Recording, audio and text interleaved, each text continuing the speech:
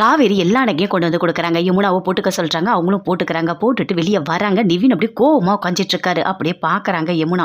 பேச மாட்டீங்களா என்கிட்ட, நான் ஏதோ தெரியாமல் பண்ணிட்டேன் அப்படின்னு சொல்கிறாங்க. அதை கேட்டோடனே அப்படியே நிவினுக்கு கோவமாக வருது. யோசிச்சு பார்க்குறாரு. நைட்டு திட்டினது எல்லாத்தையுமே யோசிச்சு பார்க்குறாரு. அந்த மாத்திரையை அப்படியே போட்டுட்டு சாவு அப்படின்னு சொன்ன எல்லாத்தையுமே யோசிச்சு பார்க்குறாரு. நான் பண்ணது தப்பு தாங்க, எனக்கு அப்போ எதுவுமே புரியலங்க. உங்களை கல்யாணம் பண்ணணுன்ற எண்ணம் மட்டும்தான் இருந்தது. நான் செஞ்சது தப்புன்னு எனக்கு தெரியும். உங்களை ஃபோர்ஸ் பண்ணி கட்டாயப்படுத்தி தான் கல்யாணம் பண்ணியிருக்கணும் எனக்கு தெரியும்.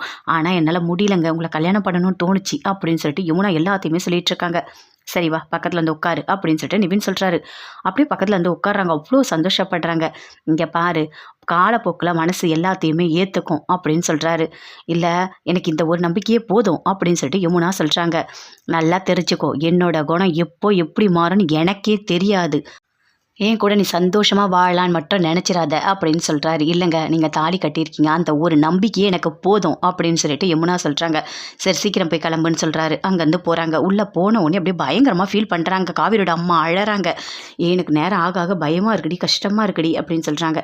இங்கே பாருமா, எதுவுமே நீ பயப்படாத அப்படின்னு காவேரி சொல்லிகிட்டே இருக்காங்க. அதுக்குள்ளே யமுனா வந்து எல்லா நகையும் கழட்டுறாங்க. ஏய் யமுனா, எதுக்கு நீ எல்லா நகையும் கழட்டுற அப்படின்னு சொல்லிட்டு காவேரி கேட்குறாங்க. இல்லை நிவின் வந்து இந்த நகையெல்லாம் வேண்டான்னு சொல்லிட்டாரு அப்படின்னு சொல்லிட்டு யமுனா சொல்கிறாங்க. அதெல்லாம் ஒன்றும் இல்லடி, இந்த நகலை என்னோட தான், நீ போட்டுக்கோடி அப்படின்னு சொல்கிறாங்க. இல்லை வேண்டாம், அவர் வேண்டான்னு சொல்கிறாரு, அவர் தாலி கட்டியிருக்காரு, அவர் சொல்கிற பிச்சை நான் கேட்கணும் அப்படின்னு சொல்லிட்டு யமுனா சொல்கிறாங்க. எல்லா நகையும் அப்படியே பாக்ஸில் கட்டி இந்தா அப்படி எடுத்துகிட்டு போ அப்படின்னு சொல்லிட்டு காவேரி கிட்ட கொடுக்குறாங்க. ஏன் யமுனா இப்படி பண்ணுற அப்படின்னு சொல்கிறாங்க.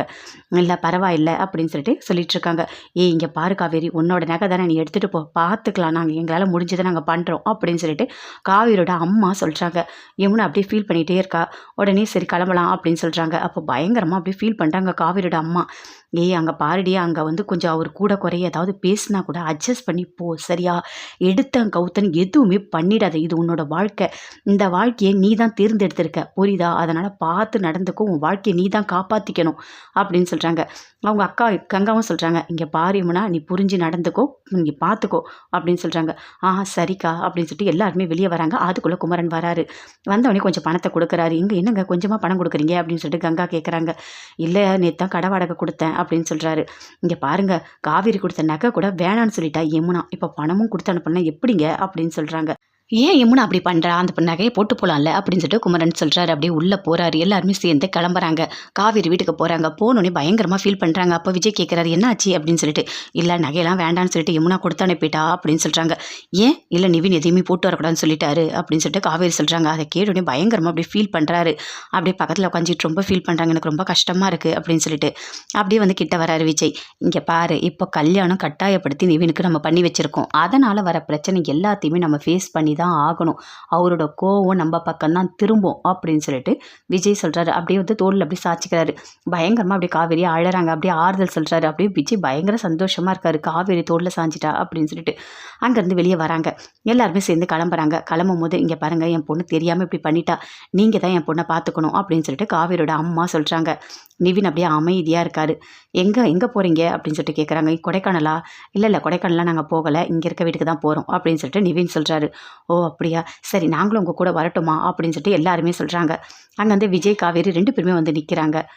காவேரி நீ வரியா அப்படின்னு சொல்லிட்டு கேட்குறாங்க. நீ போயிட்டு வா காவேரி அப்படின்னு சொல்லிட்டு விஜய் சொல்கிறாரு.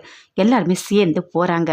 அவங்க வீட்டில் விட்டுட்டு வரலாம் அப்படின்னு சொல்லிட்டு நிவின் யமுனா 2 பேருமே சேர்ந்து வீட்டுக்கு போகிறாங்க. உள்ளேருந்து அப்படியே ராகினி வராங்க. ஆரத்தி எடுத்துக்கிட்டு அதை பார்த்தோன்னே எல்லாருமே டென்ஷன் ஆகுறாங்க. காவேரி அவங்க அம்மா எல்லாருமே பார்க்குறாங்க.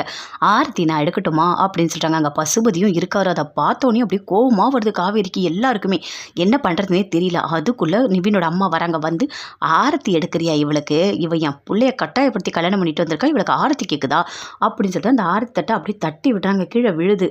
அப்படியே உள்ளே போகிறாங்க. உள்ளே வாங்க அப்படின்னு சொல்லிட்டு உள்ளே கூட்டிகிட்டு போகிறாங்க. கூட்டிகிட்டு போனோடனே நீ போய் விளக்கேற்று போ அப்படின்னு சொல்கிறாங்க. விளக்கேற்றுறியா நீ அப்படி சொல்லிட்டு அந்த அப்படியே விளக்க அணைக்கிறாங்க.